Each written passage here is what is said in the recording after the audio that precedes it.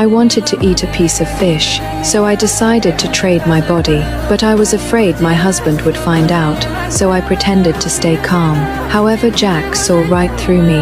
Then I swear to the whole world that I would never tell him. After I made my promise, I stopped pretending.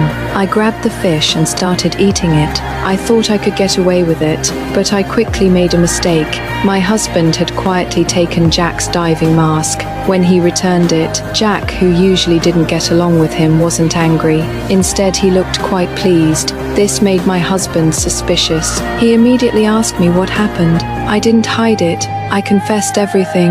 My husband was furious. He grabbed my hair and threw me right in front of Jack. He thought I'd beg for forgiveness, but I chose to stay with Jack. Our intimate actions made my husband angry enough to want to kill. One day he discovered a sunken ship underwater, but when he flipped it over, he found an unrepairable hole in the bottom. He didn't hesitate. He pulled the boat up with all his strength, but soon his strength gave out, so he had no choice but to abandon the boat and surface. After taking a deep breath, he dove back down.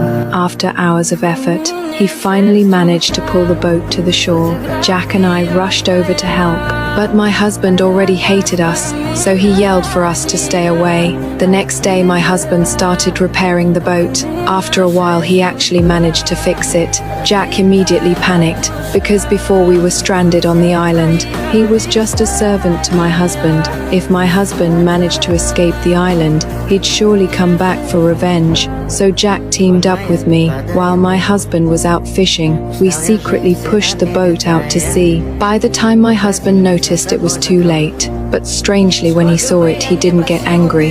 He just smiled. Soon after, I noticed water flooding into the bottom of the boat. That's when we realized we'd fallen into my husband's trap. The boat quickly sank into the ocean. We had no choice but to swim back to shore with all our strength.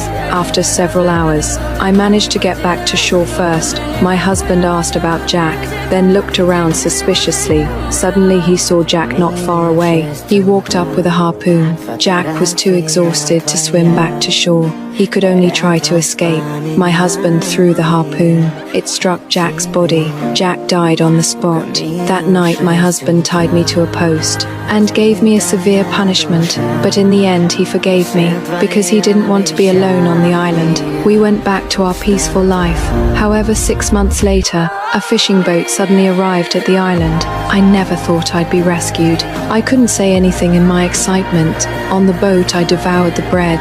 My hungry look made the fishermen feel sorry for me. Meanwhile, my husband, who was fishing, saw I had